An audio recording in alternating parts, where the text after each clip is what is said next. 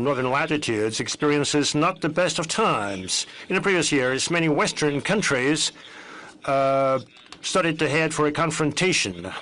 They severed economic links with Russia. They seized scientific, educational, and cultural contacts.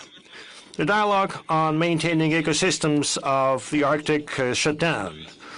In other words, politicians, party officials, including the members of the Green parties in some countries, tell their citizens, their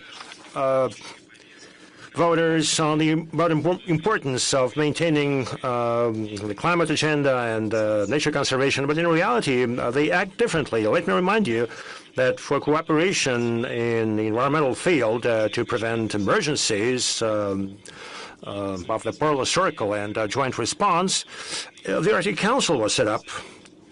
But this mechanism has also got degraded today. And mind you, Russia never refused to interact in this format. That was the choice of our Western partners, Western states.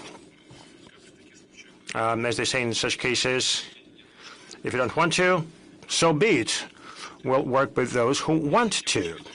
However, it's obvious that the role and significance of the Arctic, both for Russia and for the entire world, are growing. But the same is true for geopolitical competition, unfortunately, the struggle for positions in this region. Suffice it to say, and everybody knows about it very well, suffice it to say that the United States plans to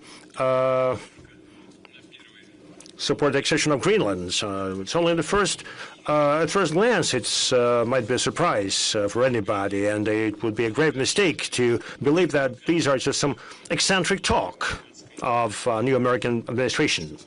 Nothing of the kind.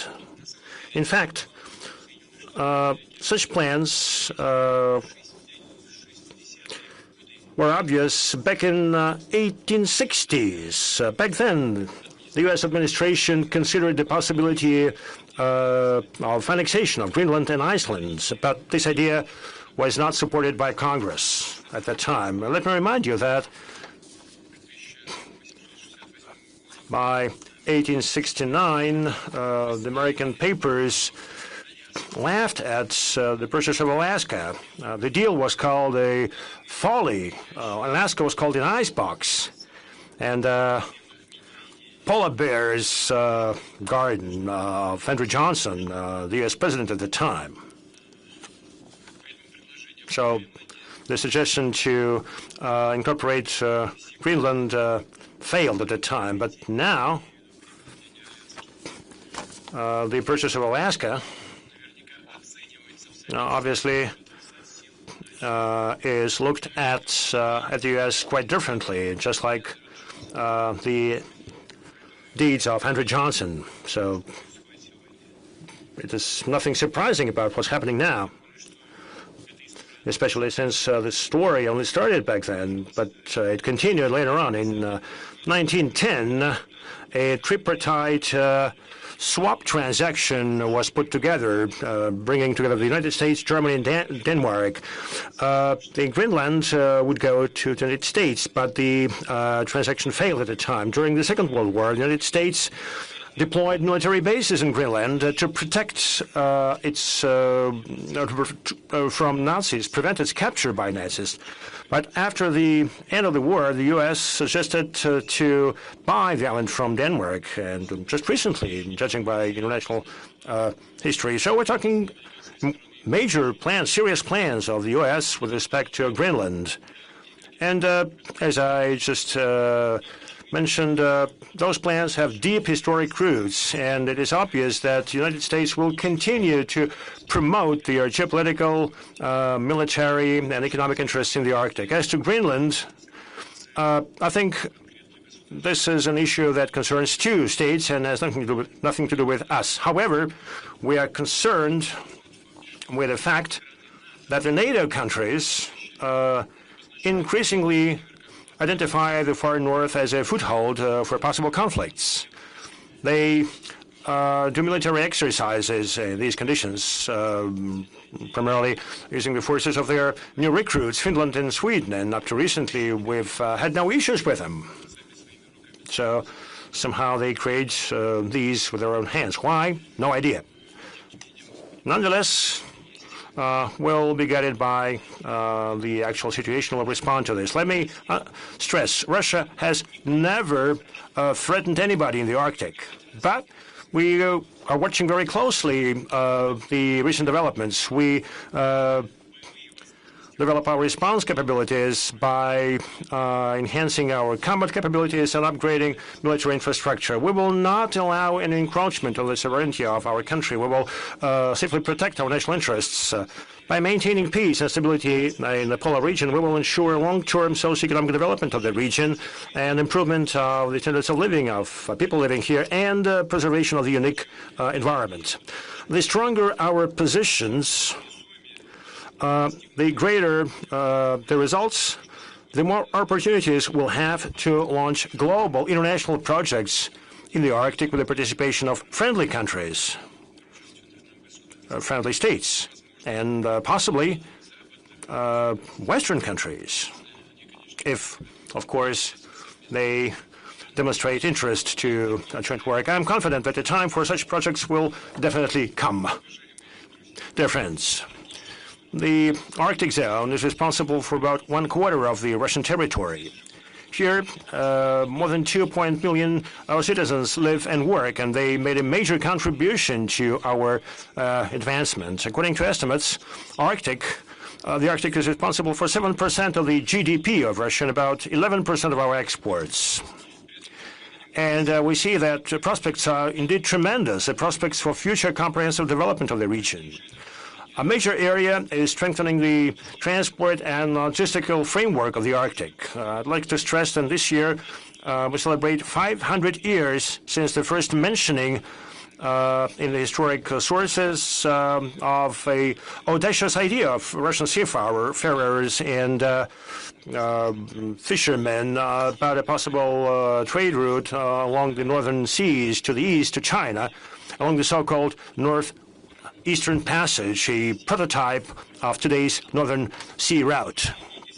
Over the past 10 years, the cargo traffic on the Northern Sea route from the Kara gates to the Bering Strait has increased by an order of magnitude. In 2014, only 4 million tons of cargo were brought along this route. You know, just recently, in 2014, okay?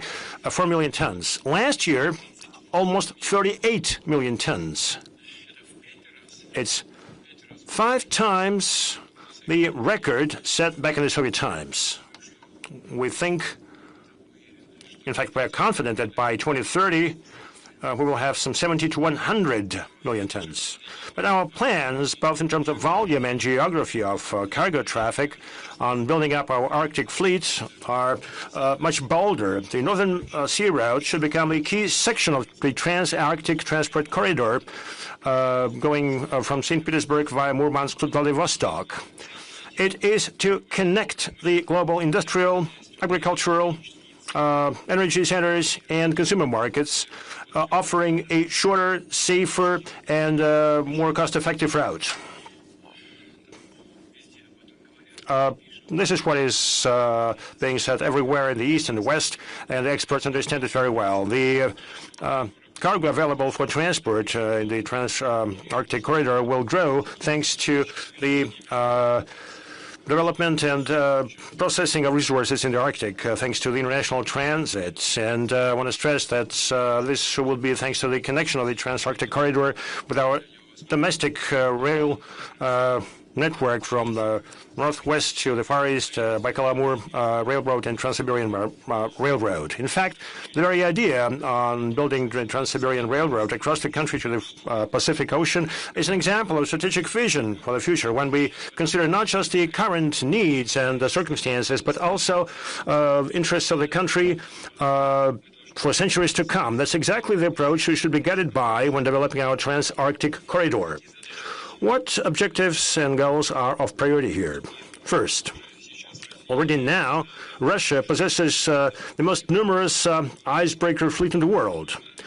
And we need to strengthen these positions. We are to commission icebreakers of the next generation, including nuclear-powered icebreakers, and only our country possesses such icebreakers. Nobody else in the world has such a fleet. 4 of those are of the newest series, 22-22-0, and they already are operated in the Arctic. 3 more are under construction, Chukotka, Leningrad, and Stalingrad. And also a super icebreaker with the capacity of 120 megawatts called Russia that would ensure more effective escort of large capacity vessels in high latitudes across year, all around the year. Now, let me stress that the cost of icebreaker escort and overall cost of cargo transport on trans-Arctic corridors should be competitive and acceptable for the market. This is a key condition to ensure the use of the route and its attractiveness for business. Together with colleagues from the government, we discussed these issues, and I have to agree that this work should be market-based. Second, Russia, as a sovereign country, needs its own merchant marine in the Arctic, including cargo and the search and rescue vessels. That would ensure transport both across the northern seas and also in internal waterways in the Arctic regions. I have to admit that only local capacities are insufficient. And in this connection, we have to work in all directions. We have to order and procure vessels that have been built. We have to establish cooperation with global manufacturers and overall build our shipbuilding industry guided by our strategic objectives. Of course, first of all, and I want to bring the attention of the government to this, we need to support our shipbuilding and ship repair enterprises that upgrade their capacities and expand their production and building international production lines. I also asked the government to think of building new shipyards in Russia, modern, sophisticated, high-tech industries. Third, Russian shipping companies have been successfully operating in the northern seas. They carry petroleum products and LNG. Now we have to create conditions to support the growth of effective local operators that would transport containers, coal, and other cargoes across the Arctic. We're open to joint ventures. International logistic operators could make profitable investments in such companies, not just with their capital and technologies, but also with some of the fleet of their commercial vessels. Fourth, we will speed up our efforts in order to expand the capacity of our northern ports. We will be using state-of-the-art green solutions, including unmanned and automated cargo handling technologies. The capacity of the Murmansk transport hub, thanks to the advent of new terminals and expansion of rail approaches, in the near future should triple, at least triple. I'd like to add that interest to this project and the overall development of the transport infrastructure in the Arctic is demonstrated by our partners from Belarus, China, and United Arab Emirates and other countries. It is a most interesting endeavor from the business standpoint. Now, we intend to set up major multimodal hubs as logistical centers in the Trans-Arctic corridor. Not only we will shape convoys here, but we will have industrial sites to come up with industrial products. To enhance logistical sustainability of the Trans-Arctic corridor, I would like to ask the government to set up plans in order to expand the capacity of the existing seaports in the Arctic and to think of where on the Arctic coast we have to build new ports and what kind of pace we should take in order to develop the adjacent infrastructure. Primarily, I mean, linking up our sea harbors with the railroad network. In this connection, fifth, just like with the Eastern Polygon, which includes the Baikal-Amur Railroad and Trans-Siberian Railroad, we have to develop the Arctic Polygon of railroads, including the upgrade of the Northern Railroad in Komi and Yamal-Nenets Autonomous District. we're aware of the current situation with the Russian railroads development. We know what kind of challenges the company is facing. It's all well known, but thinking about the development of this railroad, we need already now what kind of opportunities this would provide. The regions of Siberia, the Urals, and the northwest of Russia will get a direct access to the north, to the Arctic ports, which would allow to relieve the Trans-Siberian Rail and effectively use maritime transport. Besides, the new points of entry to the Arctic will be provided for the north-south corridor that connects us with the Central Asian countries and the Persian Gulf states. And, of course, for the development of the Trans-Arctic route, we need to unlock the potential of internal waterways in the Arctic, our great rivers, the Lena, the Yenisei, and the Ob. Among other things, it would help strengthen the system of supply of goods to the northern territories so that residents of the Arctic are securely provided with food and other goods. To implement these and other major initiatives, we have to pool the resources of the government, regions, and the business community, including the banks, both with the government participation and the private banks. We need to lean on the local securities market to bring in capital into the Arctic infrastructure. Well, of course, infrastructure projects are complex and costly, and they take a long time to pay back. But it is these projects that at a new level ensure the true transportation sovereignty of Russia. And I'm confident that if our foreign partners participate in those projects, this would guarantee investment for a long term with good returns for them. Therefore, it is impossible. We should not put off these projects. They should be launched and implemented now, as soon as possible. Well, obviously, we need to be flexible. We need to make these projects interesting for both Russian and foreign investors. In this connection, I suggest that we should think a special project office under the auspices of our leading development institutions, VEB. The project office will provide support to transport, logistics, infrastructure projects in the Arctic and the projects of urban development in the region. The project office will serve as a structure where a potential investor could turn directly and obtain all the necessary support. I ask the government to come up with proposals to this end. Besides, I task the governments with the participation of Rosatom, VEB, and relevant commission of the State Council by August 1st this year to approve the financial, economic, and institutional model for the Trans-Arctic Transport Corridor development. Dear colleagues, today, in the Russian Arctic, we develop deposits of oil, natural gas, metals, other mineral resources. We will continue large-scale geological exploration here, primarily within the framework of the federal project called Geology Revival of a Legend. However, the task is to use this rich resource base in order to open in-depth processing facilities here. While preserving the unique Arctic nature, we need to come up with high value-added products in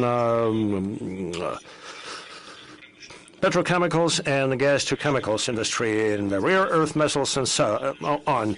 One example would be a center for large-capacity marine installations facility in Belokamenka, where they localize the LNG technologies, and we use our own best practices. I would like to bring the attention of the colleagues from the government and regions. You need not only to suggest, but also to effectively fine-tune the instruments used to support investment and business activity in the Arctic.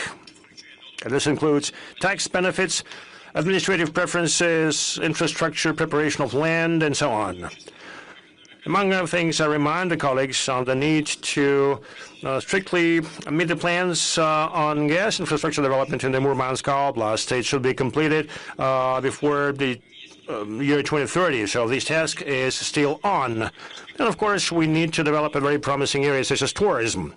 The North, the Arctic, are a unique concentration of natural, historic, spiritual monuments. It possesses a very rich cultural mix.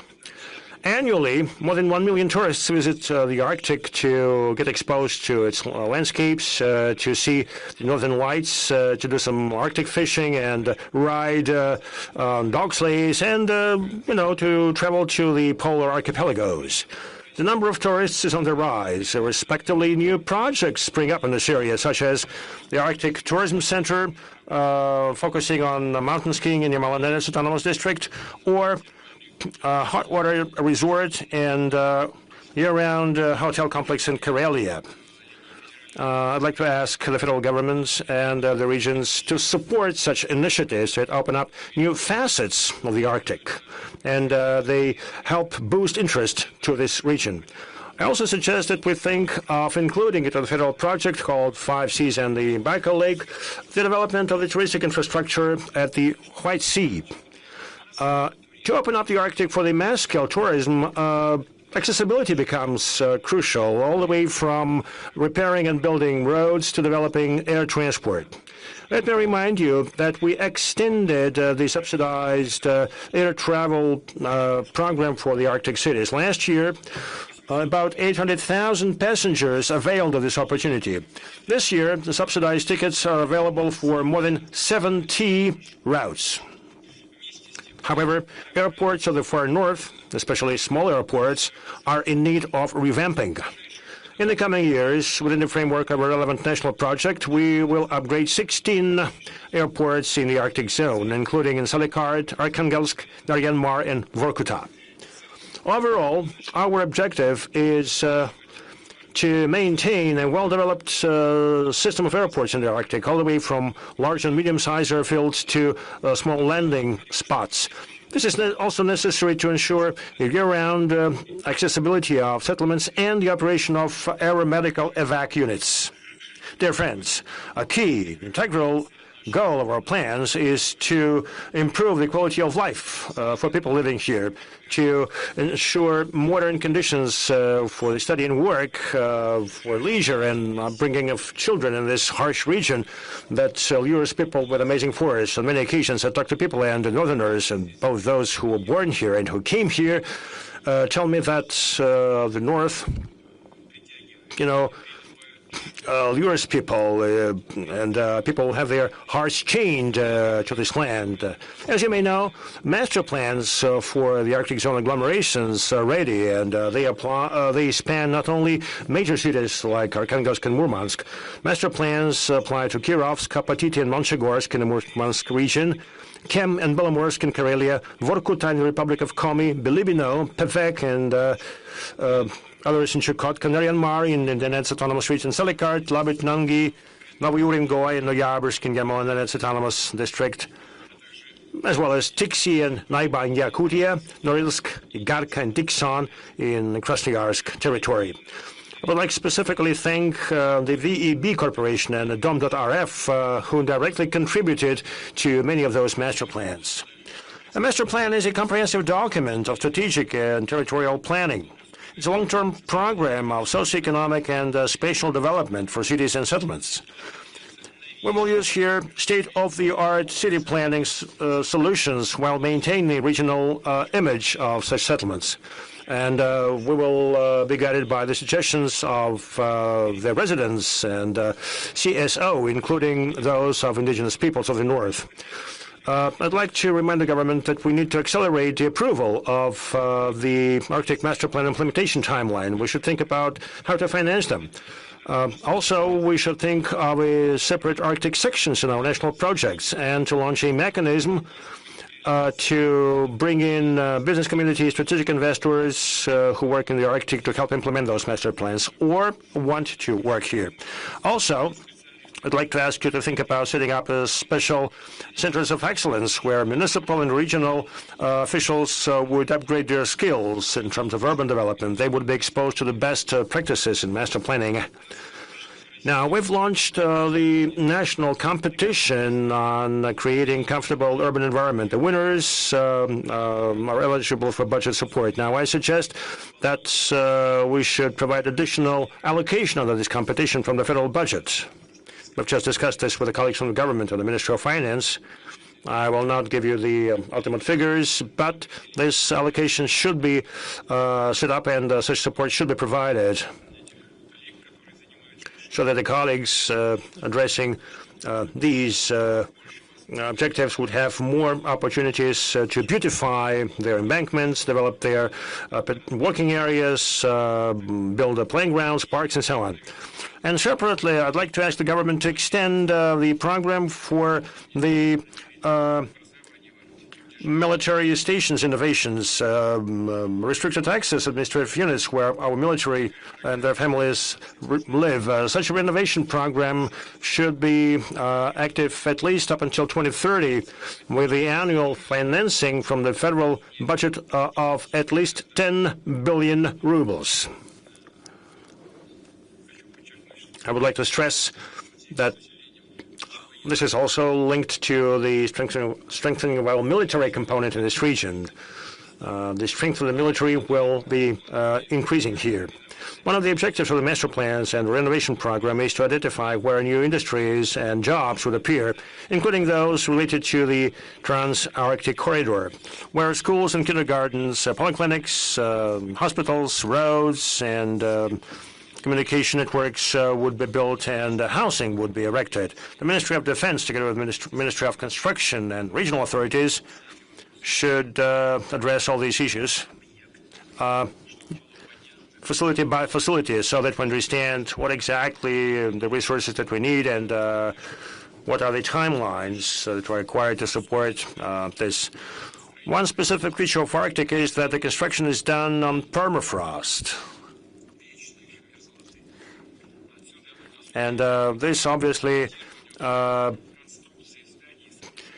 means special requirements to design and reliability of construction. So we need to take into account the changes and potential risks. I suggest that we should set up a special permafrost monitoring center and invite leading federal and regional institutions to support this. And their research would serve as a scientific base for adaptation of technologies to the thawing of the permafrost. I know that the registry of best practices in construction in the Arctic is available, so this experience should be scaled up.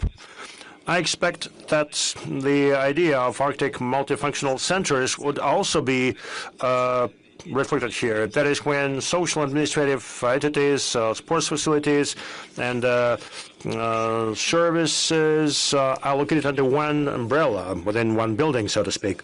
And obviously, we should be guided by the opinions and demands of the citizens, people living in the north. You know, people directly state that in the Arctic cities and settlements, they lack the so-called service economy. In other words, facilities for leisure, for family entertainment, culture and education events, and this segment must be developed. We should encourage the entrepreneurial initiative here. We have a special program to support SMEs in the far north regions. It's important to boost its effectiveness. And I would like to ask the government to adjust the parameters of the program and also to expand the list of industries that the initiative cover. We should provide additional opportunities for small companies to bring in soft loans. I would like to say a few words separately on healthcare. Availability of healthcare in the north objectively is lower compared to the central part of Russia, especially in remote settlements. I would like to ask the government to come up with a special mechanism to finance healthcare. In order to preserve health of residents of the north, we have to employ digital technologies. We are to equip mobile vulture units with AI-enabled instruments that would help remotely test human health and diagnose conditions and come up with treatment recommendations. Another sensitive issue for the Arctic and its residents is environmental well-being. Let me remind you that our first forum, what was initiated by the Russian Geographic Society, announced the so-called big cleanup of the Arctic. The idea was to clean up the Arctic from scrap metal, fuel and lubricants, residues, and waste. The project launched by the Russian Geographic Society with the participation of the Ministry of Environment brought together thousands of volunteers and CSOs, and we will continue this effort. We will ensure a comprehensive preservation of the Arctic zone of Russia, including addressing of such a major issue as cleaning up of the sea districts from sunk boats and ships. Of course, money is needed for that, and I ask the government to think about it, including the issues of financing by year. We will remove technology waste and do remediation for such territories with a focus on improving the situation in cities and settlements. We will do the so-called revitalization of abandoned territories, facilities, and lands. We will be thinking about their reuse for the benefit of residents of the Arctic cities. In fact, we pay our dues to the Arctic, but we may not pile up new debts with respect to its unique nature. Taking into account the plans for economic development of the region, it's important to strike a balance between using natural riches and environmental preservation. In order to test new environmentally efficient technologies in the Polar Ural and the Malanenets Autonomous District, we plan to set up a scientific and educational station, Snezhinka, Snowflake, by the end of 2028.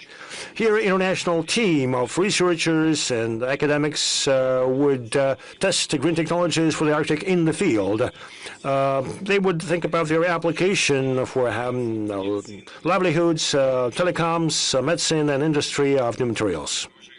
Dear colleagues, the Arctic is a territory of tremendous opportunities for specialists in any profession, for entrepreneurs, for the youth, for families who have lived here for generations or who moved here recently and plan to settle here to buy or build their own home. We have extended the Arctic mortgages program by 2030. The mortgages are provided at 2% per annum. We came up with softer conditions for borrowers, say teachers and healthcare professionals, are relieved from the length of service requirements. Now, the participants of the special military operation and employees of the military-industrial complex are also eligible for this program. Now, dilapidated housing is another major issue for Northerners, and I would like to ask the government to come up with a plan to address this issue by September 1st, and this plan should span at least 10 years. As you may be aware,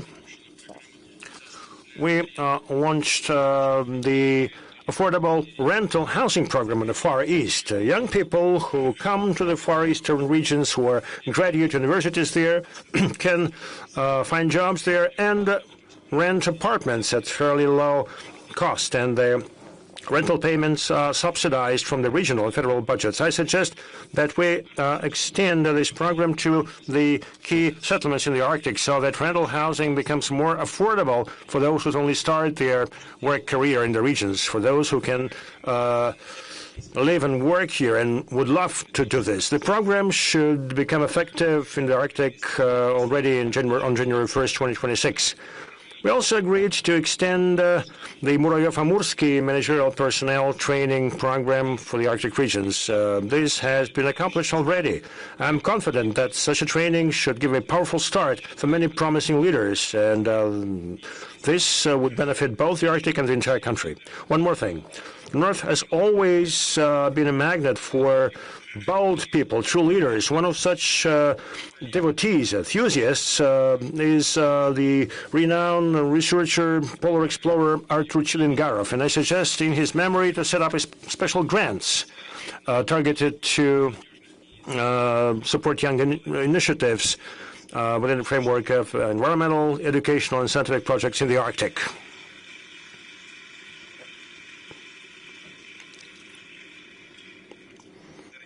Dear friends, development of the Russian North, overcoming the challenges posed by the harsh nature and reaching new promising frontiers, well, this is something that inspired many generations of our ancestors.